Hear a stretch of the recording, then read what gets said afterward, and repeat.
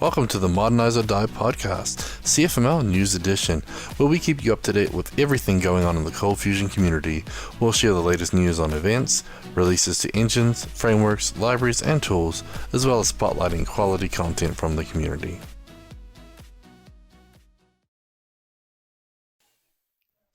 Welcome back to another episode, Modernize or Die, CFML News Edition. So I am You Gavin said it wrong. Bacon. It's Modernize or Die. That's how you have to say it. Sorry. Well, thank you, Brad. Brad's a lead architect for Order Solutions. I'm a software consultant for Order Solutions, and we're sadly your host this week. Sorry you got to put up with us. Andrew Davis will be back in a couple of weeks. He's going through a few office changes, so he'll be back soon. I told him we all miss him. You guys are sick of hearing me talk so much, so he should be back in action pretty soon here. So you ready for another exciting week, Brad? Did you eat too much turkey? Oh my gosh, did I? Last 2 years, my family realized that we could just order our entire Thanksgiving dinner from Cracker Barrel, which I don't know if Cracker Barrels are all around the country. They're kind of a Midwest thing. But you pay for it ahead of time. You just go pick it up. It's got, all the fixings pre-cooked. You just heat it up, and then you eat it. And it's so less work than cooking. Which gives you more time to cram your face full of turkey. So, yep. Cool. Well, do you get any Black Friday shopping done as well? Cyber Monday? I didn't. I didn't even. I ran to Walmart on Black Friday around like 8 o'clock, but I was going there for power steering fluid just because I actually needed it. So I had to weave through like, please do not cross lines. I had the whole store cordoned off just to pay for my stupid, power steering fluid at the self-checkout. But I didn't do any deals. Too funny. No, lame. Well, I got some pretty cool stuff from Amazon and a few other places too. Got some stuff for Santa Claus, for the kids, and some other things. Hopefully, be jazzing up my Wi-Fi. Santa Claus. Yep, but I'm most excited about the Aero Wi-Fi, but I decided not to plug it in until after the podcast today, so we'd have hopefully a good stream. What kind of Wi-Fi is it? It's the Aero Mesh Wi-Fi, so I have 3 routers. I haven't even seen that. I'm behind the times. Well, it's kind of like the Google Wi-Fi Nest stuff, which is, so they have like a back channel signal that they talk to each other, so you can spread your routers around your house, and they just make a bigger piece. So the Aero ones that's are cool. So on sale. they sort of like talk to each other, so it's a mesh network then, so it can reach the extremities. Exactly. So I've got a 2-story place and a chimney in the middle of the house, which I think gets in the way of everything. So I went all around the house testing all my signal last week, so I get to plug the new ones in maybe tonight and see how much that's kind of cool. there is. So. I mean, because unless you have like $11 billion to spring for some like professional multi-access point Wi-Fi system, it's kind of difficult when you have a house that's just big enough you can't quite put the the router in one place without the extremities not having signal. So that's and we've got the extenders and everything because we have an outdoor floodlight to Ring, and I have to get range extenders for them. But as you go to that part of the house, you have to change Wi-Fi networks to use the extender. Exactly. Yeah, so it's annoying. So I'm excited about that. So I geeked out Black Friday, Cyber Monday stuff. So anyway, enough about that. Let's get on with the news. So the big news event right now is Pete Freitag's security training is coming up next week. So if you guys are listening today, you've missed the early bird special. But don't worry, he's actually got something called punctual bird pricing instead of early bird pricing. Bird. Oh, so if you're after early bird but not late, you get punctual bird pricing, which is currently right now $400 per student.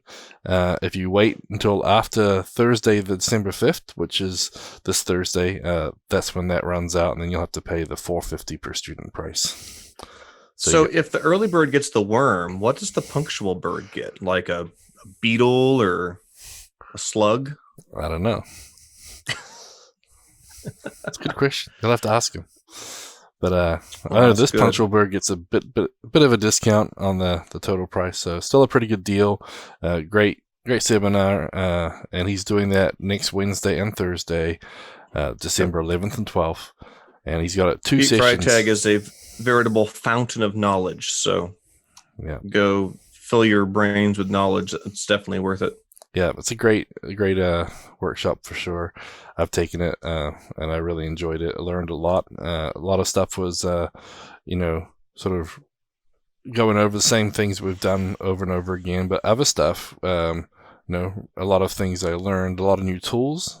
You talked about lots of tools to help your security and stuff. I know you use JMeter quite a bit for load testing and whatever, so you talked about that, and you also talked about a tool called Zap and some other ones, so very cool. So, yep. So go sign up for that and get that punctual bird pricing, and then, that is next Wednesday and Thursday, so get the pricing this week. And enjoy that online. After this one, you're going to have to fall back to the procrastina bird pricing, which is just actually twice the price. It's like, you waited too long. You pay double. Yep. Exactly. So if you go to foundeo.com, you can go check that out and sign up online. And we'll have the link. The link is in the chat for you people on the stream. Very cool. Punctual cat gets the bird, says John Farrar. Cool. So another interesting news item. So today, when I was running through looking for blog posts and content, I found a news post about how ColdFusion now runs on WordPress. It's like a marketing site for a company that appears to do ColdFusion development, but it's like they put a bag of like buzzwords and just kind of shook them up and just sort of just pulled them out to generate the marketing copy for the site. It doesn't make any sense. Yeah, it's been a pretty short week on a lot of people been enjoying Thanksgiving, so there's not that much news. So I thought I would share a few of the interesting quotes. I don't want to badmouth the company. They might actually be good developers. So are we going to link to them, or are we going to?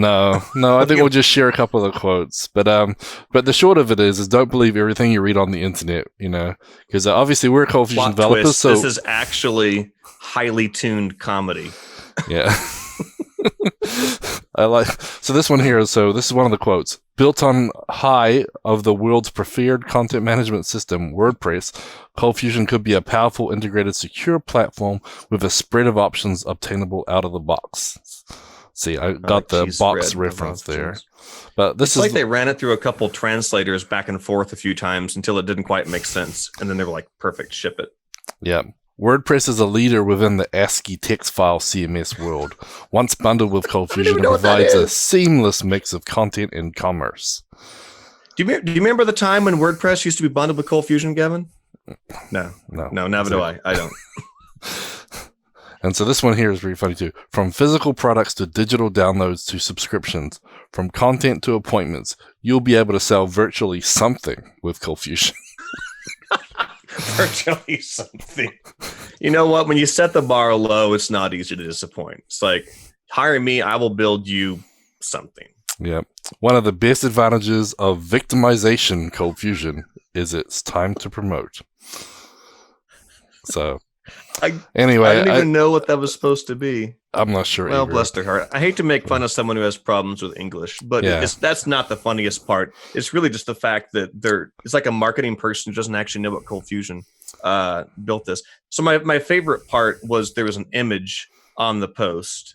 And the image was like you took a clip art program and just pasted everything you could think of. It says the word ColdFusion development at the top. And then it's got like a USB logo at the bottom. It's got like ones and zeros and binary. It's got like arrows going up and down and left and right, and a little shopping cart icon and a cloud icon and the word code. It literally makes no sense. It's just like it's like when the weatherman plays around and just makes like a diagram with just every little icon he had. That's basically what this is. And it's sort of the crowning achievement of this article. So yeah. So the long story short is we know that this is bad marketing, but just be careful when you're out there shopping for anything else, because you might be victim to some of this marketing. So anyway, so don't send this site to anyone who wants to know good reasons for using ColdFusion, because it won't help you. But anyway, like we said, we're not going to mention the name. We don't want to like put them down. English is their second language, but it was kind of amusing. So we will share some joy for the holidays. Good times. Cool. Well, that's the news for the week. We do have some conference information. So, LATAM, LatinoAmerica. Orders has landed. Luis has left the building, people. He's left the country. He's fled back to his homeland for Into the Box LATAM. Yep. So it was December 4th, so tomorrow in San Salvador, El Salvador, we got a one-track, one-day Spanish-presented conference. It's pretty cool that they have the backing of the El Salvadorian government. So the Ministry of Innovation is actually backing them, and we've seen quite a few ticket sales. So we've got a pretty good number of attendees, don't we? Yeah. So my understanding is the El Salvadorian government kind of has like a push to help advance technology and have initiatives, and so Luis is able to partner with them, which I think is absolutely fantastic. I mean, there's been quite a lot of ticket sales coming in from people I've never heard of. So they've been on like the local radio stations down in El Salvador. They've been all over the news and stuff. So I think it's going to be a really great time. I know I'm pretty bummed I'm not going down there. We have quite a few people from the Ortis team, but sadly I'm left here in good old Kansas. Yep. So Luis is there, and Edgardo, Jorge, John Clausen, Esmeralda, Stephanie, and Javier. And then we have a couple of people from, I believe they got an AWS speaker coming in to share with them some AWS secrets as well. So a lot of good stuff. So if you go to latam.intothebox.org, you can find out more information about it. There's schedules up online on the Progressive web app, and tickets are available. Obviously, if you're here in the States, you're probably not going to make it, but we'll try and give you a summary rundown. You better leave now. Yeah, we'll give you a breakdown next week of how it went, and get a little report on that. But we're pretty excited to keep expanding the conference and really get out and build our team down in El Salvador, but also build the community too. So we'll have links in the show notes to a couple of the blog posts about it as well.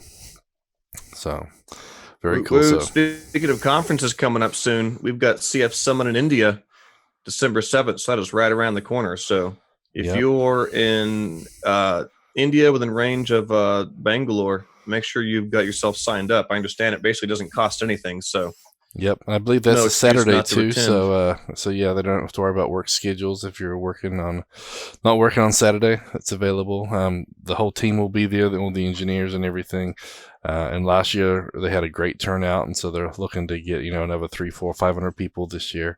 So if you're there, did they have a mariachi band though? That's the question. No, but I'm sure they have some pretty good entertainment.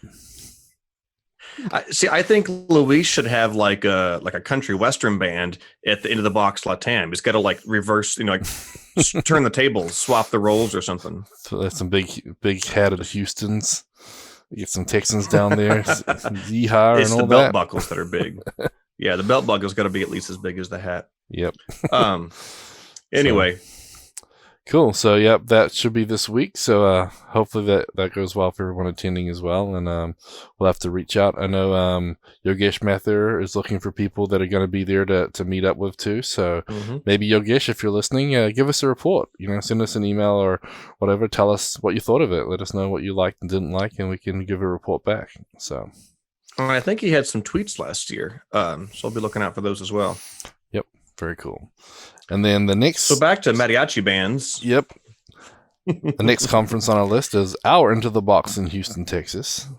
So 2020. Is this the 6th or 7th year is going to be in Houston? Oh, I don't know. Don't ask me questions like that. We've been, well, actually, no. It's the 6th or 7th. No, I think it's the 8th total, but we've been in there probably 4 or 5. So yeah. I'm horrible at remembering those things, but it all kind of blurs together. But yeah. We've been doing it for a while, and we've grown every year. So, yep, it's getting bigger. We have our call for speakers open. We didn't realize that putting your call for speakers on the papercall.io website would basically invite like I don't want to call it spam because they may be legit, but you get like just random off the wall sort of generic talks just kind of flood in from people. I don't know if they're just looking for like a conference that they're hoping will like sponsor the airfare or something, but we've gotten a few actual ColdFusion related things. We've got a bunch of kind of random stuff, so that's been interesting. Yeah, it'll make it interesting for sure. I mean, we're always looking for new content and new speakers, so this is a good way we can maybe just sort through it. Some. I mean, if the people submitting are actually like willing to fly themselves out to the conference, then we'll consider any valuable content that makes sense. But it's the first time we've had our call for speakers. In fact, if you're a CF person, let me get that paper call URL as well. So papercall.io ITB 2020. And yeah, definitely submit that. And like I said, that is in May 6th to 8th. So, start planning your time there. It's always a good fun conference. We have our Happy Box with that mariachi band that's so famous. And it's very... Also, don't forget the workshops. So we have the 2-day conference, and then we have the full day of workshops before. So I don't think we've nailed down the workshop topics yet. But lately, in the last few years, we've always hit basic stuff like ColdBox, REST, TestBox, Docker, Command Box. So I would say just, plan on that, get your airfare, knowing that you're going to hit one of those pre-conferences, and pick up the combined tickets for those. Yep. Usually the early bird tickets with the conference and the workshops together are pretty reasonable. So we should have pricing out hopefully the end of the year. We're hoping to get the schedule wrapped up. So if you guys are wanting to submit a session, you pretty much got to the end of the year, I believe. So, just under 30 days. So don't wait till the last minute. But we'll keep you up to date on every week as we go. So that being said, let's get into the blogs, tweets, and videos of the week. What? We got James Moberg, aka Games Over, kicking it off here. He put a little UDF up on Twitter. Actually, I saw this one come by earlier today, I think. So there's a struct is ordered function, which I'll admit I don't know that I even was aware of what that guy was. Yep, it has a member function too. Docs here.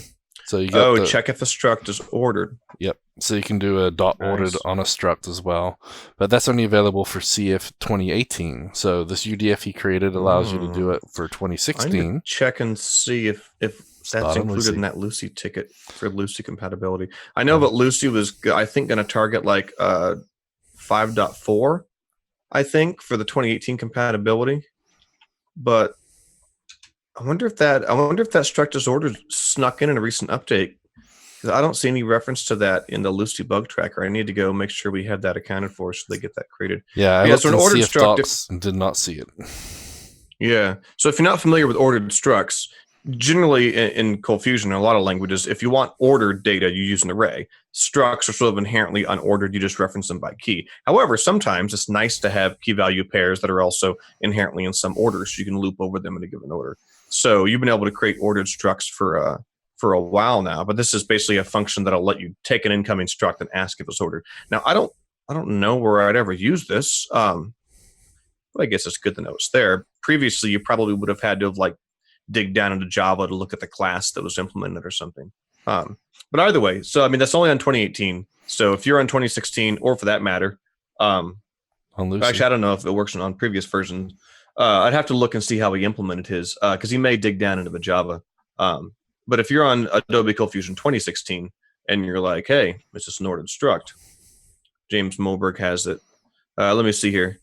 Okay, so it looks like in his little UDF, he is doing get metadata get canonical name and then looking for the word ordered. So you're right. To test that, I don't know. I don't know if he's tested it on Lucy, but I'm sure you could probably modify that to work on Lucy as well if you just look and see what Java classes it uses under the scenes. Yeah. And actually, Ray Camden was on Twitter today talking about this in response to the tweet. And he was asking, why would you ever want to order a struct? And I brought up a couple examples. I've worked on some APIs where dealing with banks and realtor stuff, where the order of the keys matters. So when you convert it to JSON and send it through, it has to be in a specific order or it blows up. Yeah. And so obviously you can do an array and spit it out, but... Yeah. See, JSON's the primary reason I deal with ordered structs. And this is a difference between Lucy and Adobe ColdFusion, but I really like how Lucy does it. I should check and see if they've changed it, because I've asked the engineers at Adobe about this. And Lucy, when you deserialize JSON and you get a struct out of it, Lucy inherently uses an ordered struct, which if you're going to read a JSON file off of the hard drive into memory, it does as a struct, make some changes to it, and then write that same JSON file back out. It's a total pain in the butt if the JSON keys all get jumbled around, especially if that's a file in source control. And of course, in command box, we do that all the time. Box.json, server.json, cfconfig.json. So it's really nice to have that JSON come in and go out in the exact same order and not get all jumbled. That's the primary use that I like. And that's what I didn't mention to Ray. I should tell him that. Yeah, to me, that's like one of the most useful ones. But yeah, I mean, yeah, I first had the same thought. Was like, what are you talking about? Structs are unordered, you idiot. Why do you want to order structs? And then I came across some really good scenarios where I was like, oh, it's actually really nice to keep this in the same order. Yep, exactly. Anywho, so yep. So that's pretty cool little UDFs. Thanks for sharing that, James. So next on the list, Benedell actually has one which is not really ColdFusion related, but I thought it was relevant. So he's talking about capturing pointer events using bookmarklets.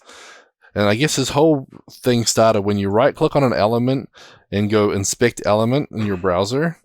Sometimes you get the body tag. And that, I guess, is because you have pointer events disabled for that element. So I don't know why you'd do that, but he has... What is a pointer? Add a little bit of code to basically have a bookmarklet that will fix that and re-add the pointer events back to your element so you can actually inspect the element. So it's one of those things that maybe if you're looking at someone's site and you wonder why you can't select an element, that's why. And so I don't know if I've ever come across that pointer before. Event is a CSS class? Mm-hmm. Yeah, this is my first time even hearing about this. Yeah, so I thought it was just kind of interesting. CSS like the plague. Yeah. So, we all should live in developer tools, use them. And that was something I thought might catch a few people. So, decided to share it. So, pretty interesting. So, pointer event CSS property sets under what circumstances, if any, a particular graphic element can become the target of pointer events.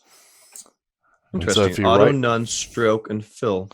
What's that? As I say, so if you're right-clicking on it and it won't be a targetable object, then you can't inspect it.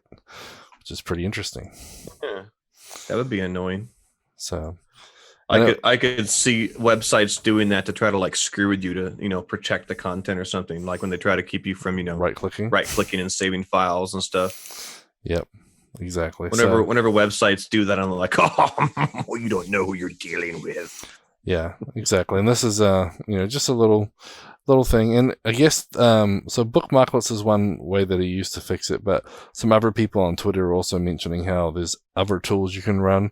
So when you pull up a page, you can actually run this little script that will go ahead and fix certain things, so it's easy to work with in developer code. And I guess it's like a little script kiddie type thing, and I don't remember the names of them, but if you go look at Ben's tweets about it, you should see some responses, and it's kind of interesting. So if you're doing more developer tools, we can all use them a little bit. Or I know I got to upskill a little bit on my dev tools. People use some pretty cool stuff with it. Michael Bourne just said it's the dumbest thing in CSS. Michael, I'll have you know that YouTube spam blocked your comment because you used the word dumbest. I had to allow it. Watch your mouth, young man. Too funny. So we also had a tweet from CF Camp. The images of CF Camp are here. So James Allen took some pretty cool pictures. So he's posted them up. They're up on the CF Camp website.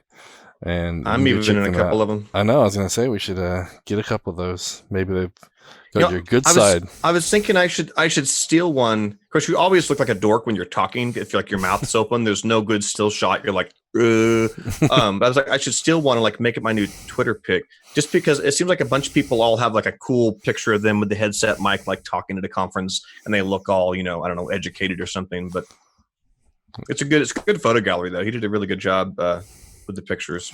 Yeah, I thought it was your color too because they're all pink. The lighting. This shirt is red. It's Chiefs Kingdom, man. Come on. Number 1 on the AFC West.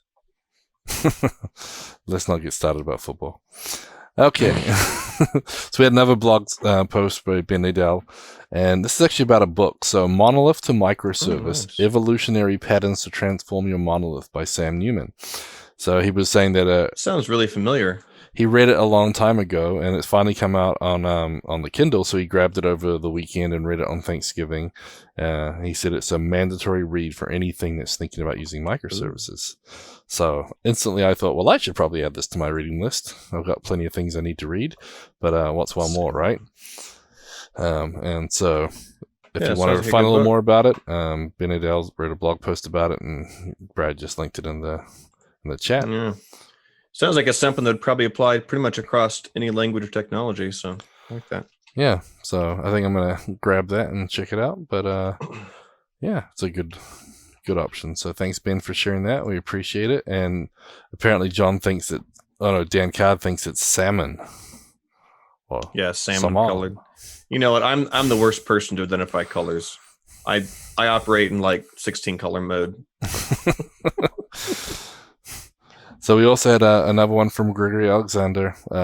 He's been working with some ColdFusion ORM stuff, trying to get his Galaxy blog open sourced and available on multiple engines. So he's using ORM, and so he ran into an interesting error, which I guess was misleading. So it talked about needing an integer for something. Well, ORM errors are always interesting. ORM errors misleading.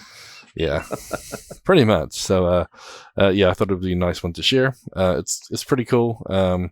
He goes into detail about what it was. The actual error is that he needs an object for the foreign key, not the actual integer that loads the object. And so it was talking about strings and integers, but actually what it wanted was the object. So long story short. See, when ORM goes to throw a message, it takes a bag full of random sentences and just shakes them up, and it just pulls one out. It's just like the marketing team for that article earlier. ColdFusion ORM messages come out of Hibernate.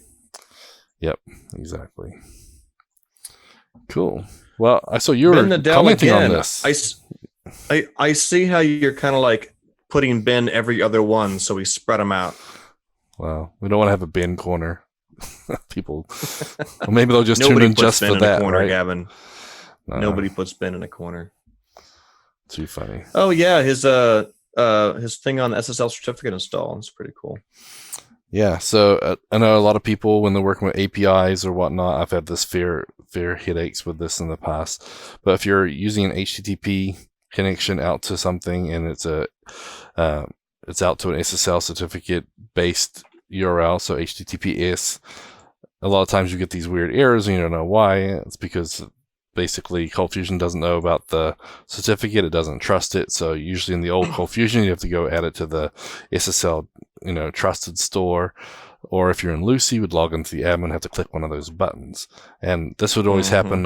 Did a lot of work with traffic schools, and the DMV would change their certificate randomly, periodically, just to throw you off. And all of a sudden everything breaks and you don't know why. And the reason would be that the SSL certificate isn't trusted anymore because you've got to go add the chain, etc. So it looks like Ben found a cool Lucy function. Yeah, and I wasn't even aware of that function. I knew that the Lucy administrator had a little interface where you could go paste in the URL. Lucy would go get the SSL cert from that URL, add into the trusted store. But I didn't realize you could just call that built-in function to do it, which is kind of cool. At one point, Misha talked about having a flag to automatically install the SSL search just as part of like CFHTTP. Of course, that would be sort of dangerous. When an SSL cert can't be verified, that should be a red flag unless you're explicitly expecting that. It also makes me think of James Moberg. James Moberg has mentioned several times that one of the things he likes about the CFHTTP custom tag from the olden days is the ability to straight up ignore the SSL cert, which would be roughly the equivalent of automatically installing it. But either way, if you want to do that, there's basically kind of some tools built into Lucy, which is kind of cool. So yeah, so SSL certificate install. I wonder how slow it is. Like if it's something if you try and do it and it's already installed, will it do it again? I don't know what the speed is on it or whatnot. Question. You would think it would check the key store and not re-add it if it was there. Unless it's a new one that's going to expire later than the other one.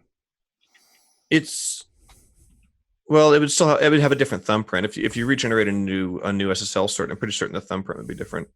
Yeah. Well, interesting. I'm just looking at the Java code right now. I always keep the Lucy source code on speed dial in my IDE. The SSL certificate install function just calls the update SSL certificate method of the admin tag. The CF admin tag. Because I know from the admin that's not fast.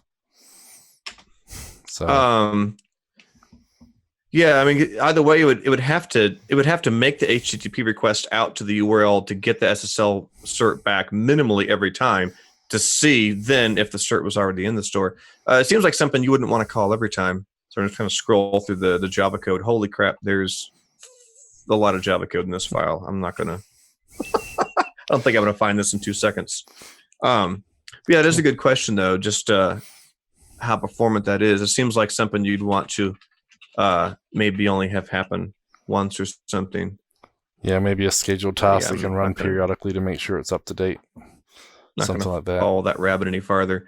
It is also worth noting a little difference here. This is sort of a good and a horrible thing, in my opinion. And that is that Adobe ColdFusion, from my understanding, there's no certificate trusted store anywhere inside of Adobe ColdFusion. It falls back to the secure list of trusted certs. That's part of your JDK or your JRE. In Lucy, it has its own key store, which is basically a list of SSL certs that you've kind of said these are all, A-OK. You can use them, and any cert that they trust, we also trust. And so when you install it into Lucy, Lucy is able just to add it into its own copy of the store. The double-edged part of that sword is that Lucy tends to be pretty stinking lazy about updating their key store. So you end up with key stores that are like multiple years old. So when new kind of like top level search come out from like GoDaddy and stuff like that, you'll have sites that quit working because there's a new kind of like global trusted cert, but it's not in Lucy's key store because it might be like 5 years old. So then you have to add stuff that you really shouldn't have to add. So anyway, it's just interesting to keep in mind that Lucy has its own key store that it uses separately from whatever key store your Java installation might have. And that's what lets it install custom certs, but it's also what makes it get out of date when they don't update the stupid thing. However, just last week, I saw Misha doing some activity on a ticket explicitly saying, hey, we need to update this incredibly old key store that we're still shipping inside of Lucy. So hopefully when the next version of Lucy will be updated a little bit better than that. Cool. Reminds me of a ticket actually that Joe Gooch has in, which says that there's a way that Lucy can change their key store to where it has its own certs internally, but then kind of has like a parent key store where if it doesn't find it there, it'll then in turn look for the default Java key store, which I'm hoping that that ticket will see some action sometime soon, because that would still give you the ability for Lucy to have its own key store and for it to still fall back on your Java, your JRE key store, which you might update more often. Anyway. Yeah, that sounds like a good way interesting stuff. Yeah, have the best of both worlds there. Cool. We also had a bluff from Seth Ingren from Computer Know-How. So haven't heard from him in a while. Yep, I know they've been real busy working. So we used to see them all the time. Proper environment variables. Proper. Yeah. Just like the Queen's English. Do these environment variables extend their pinkies when they sip their tea? They're quite proper. Yep. So he's been working on deploying projects to production environments for some customers. And so he's been working through, basically environment variables and how to work with them and some do's and don'ts. And so if you guys are not using environment variables yet and you're wanting to start looking at it, this is a good one to sort of, look at the reasons why and how you should use them.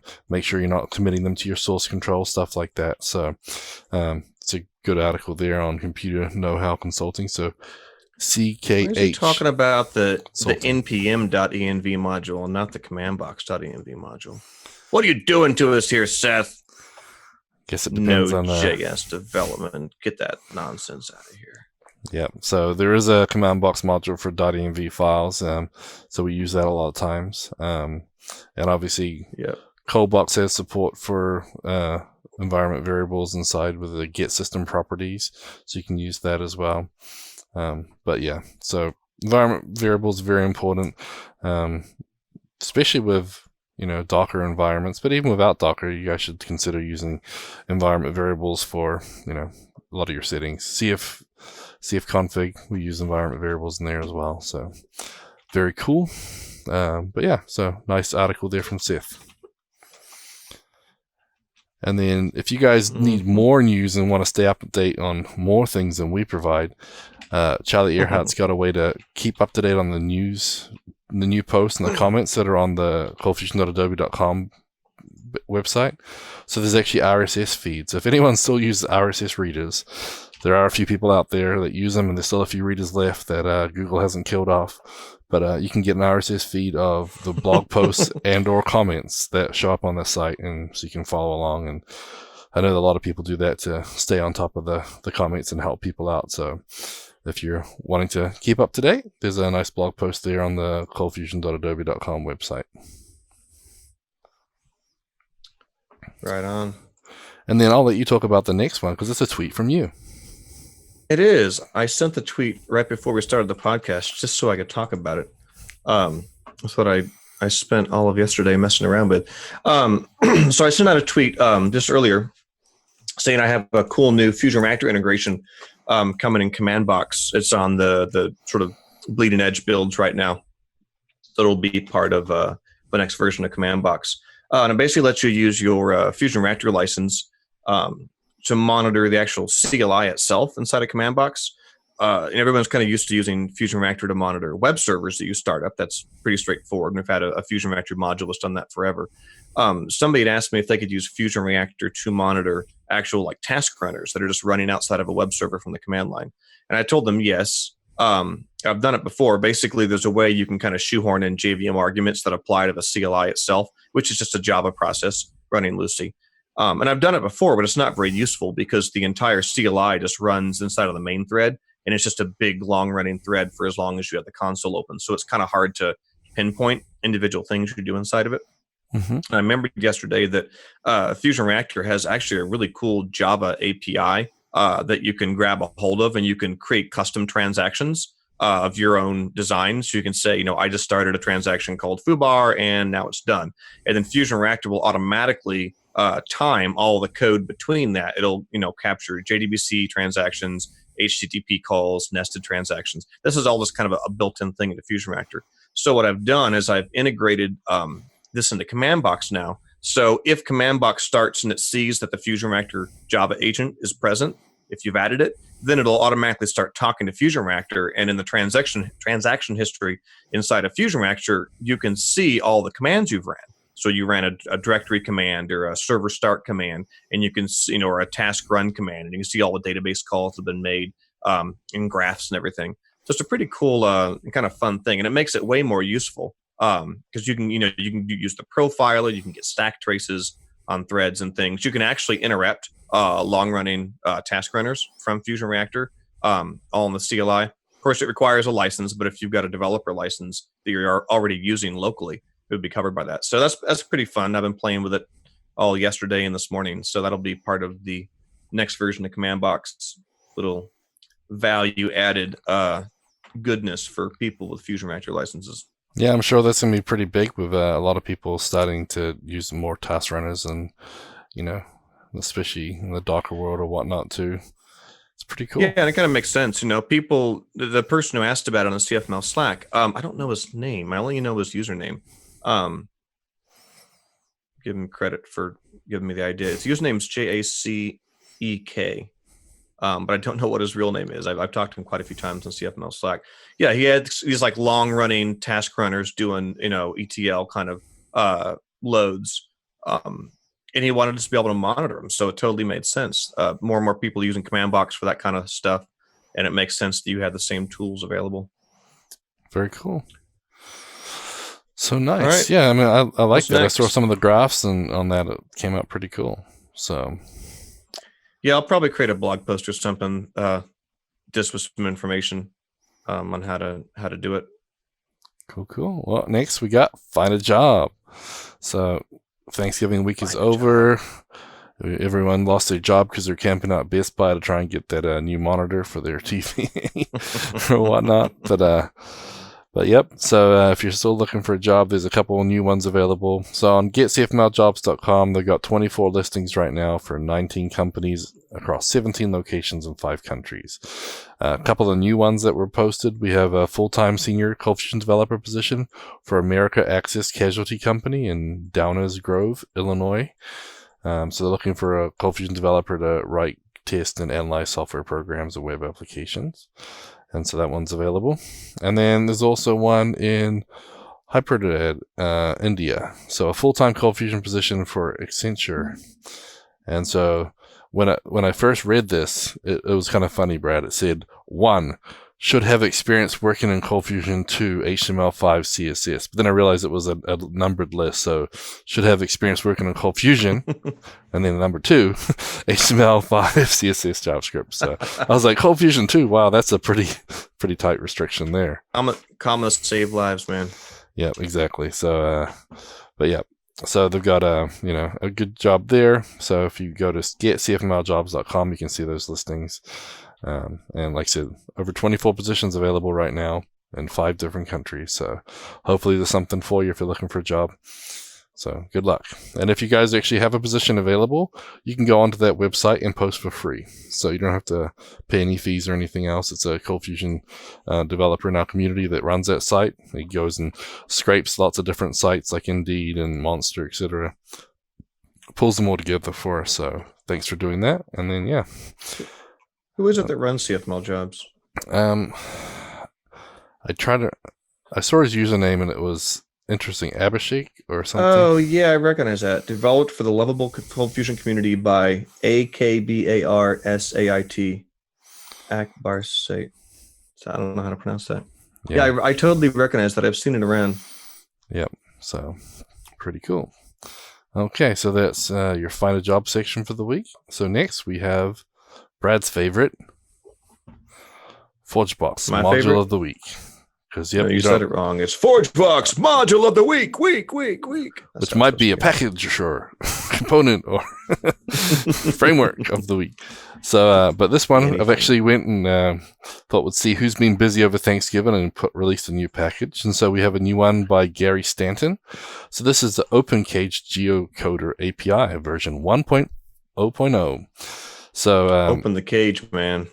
Well, I just thought this was pretty relevant because this weekend I got a couple of text messages and emails and from a client whose whole application just fell apart and they wanted me to fix it. I'm like, how did it break? No one's done anything. And of course, someone's credit card expired on their Google API for geocoding. So all the mapping functions broke. Because now Google's API requires billing, and they don't have almost any free tiers left on all the mapping stuff. So OpenCage is another provider that's built on the OpenStreetMap stuff, and they have a very, very generous free tier, apparently. So I think they have 2,500 requests a day in their free tier, which is pretty good. It is a commercial product, though, so it's supported, but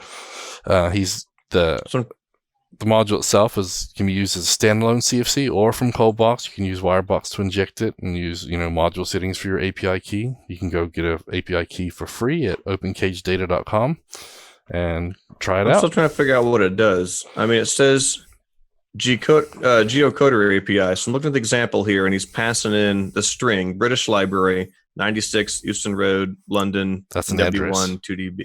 So it's an address. So what does it give you back? Like Latin LAN? It'll give you Latin LAN, and probably usually most of those geocoding systems will give you a complete address breakdown. So it'll break apart the zip code. Normalizes the address and parses it. Normalizes, gives you zip like all the different pieces of the information as well as latitude and longitude. But this will also do reverse. So I bet it gives you maybe time zones and stuff as well. Well, that's the thing is in their stuff they say that they give you time zones and sunrise, sunsets. They give you all this extra useful information, so you don't have to over engineer your side.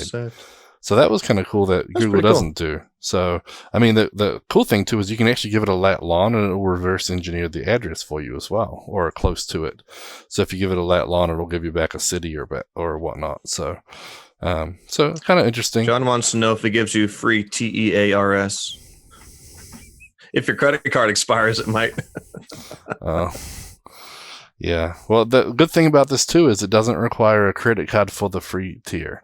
So I know Google now you have to put your credit card in to even get the free stuff, and there's not much of that. So, not that I don't dislike Google, I do like it, but a lot of customers, it's hard to keep track of all the customers that are using it and make sure that their billing is set up, and they set up a Google account for it, and then they don't know who's getting the email. So, anyways, if you guys want to try something different, this OpenCage Geocoder API component looks pretty good, and it's got a real nice query language too. Like it's a nice fluent thing. You don't have to make HTTP calls. So they've done a pretty good job. Looks like it goes the other way around. Like you can give it a Latin LAN and it'll tell you what city it's in too. Yeah, that's what I just said. Checking out their website right now. Yeah, you can reverse it. Sorry, I wasn't listening to you. I was too busy reading their website. So I'm not listening to you, Gavin. There's a website in front of me that's totally more interesting.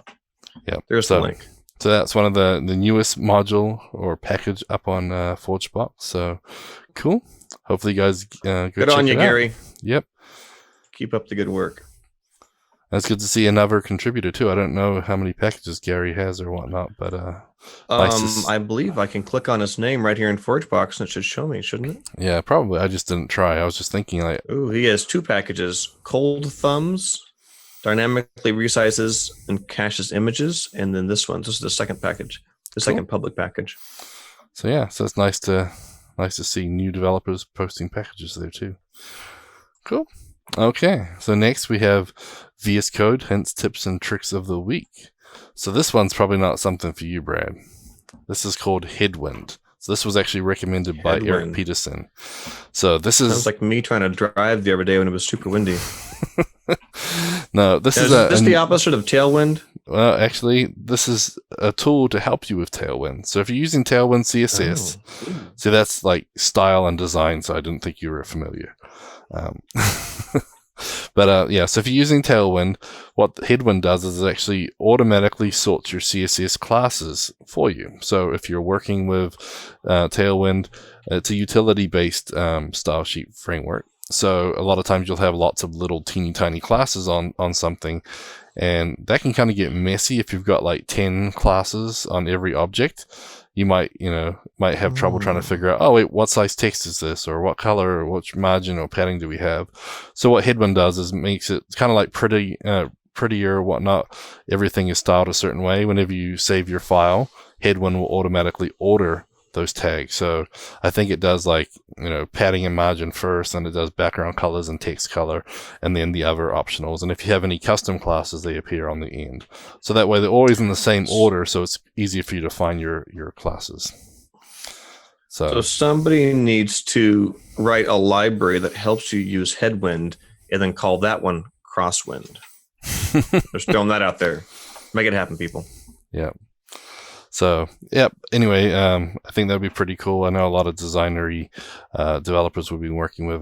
We're pretty happy to see that. So, anyway, so give that one a try.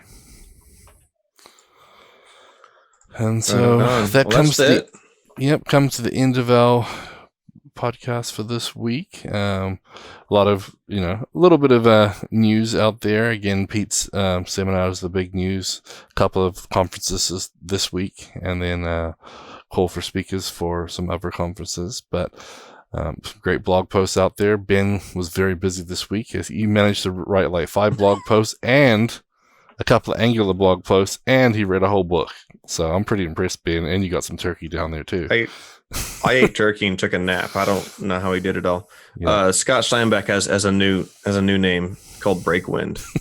That one may even be better than Crosswind. Make it so, Scott. Sounds like a PHP framework. Little jab. Anyways, but so end of our show, we again want to thank our Patreon supporters and our other supporters too. So without you guys, our tools like CommandBox, ForgeBox, ColdBox, ContentBox, TestBox, and all the other boxes wouldn't be here.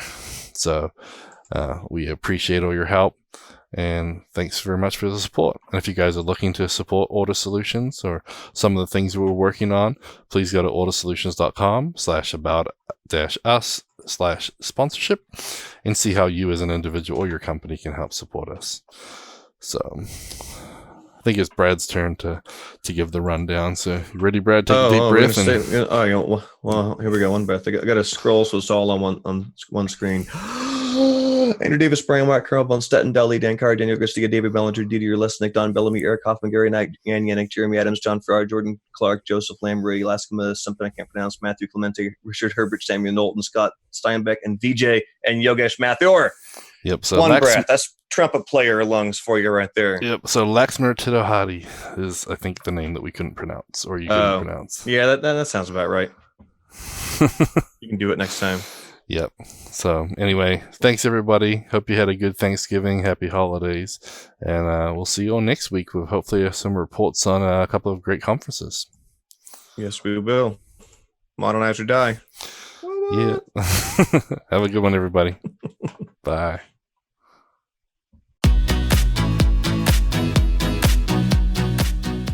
Show notes for this episode can be found at cfmlnews.modernizeordie.io, where you can also subscribe to your favorite podcast player like Spotify or iTunes. We also have the link to YouTube to find more videos just like this. The music used in this podcast is under a royalty-free license from Sound.com and Blue Tree Audio.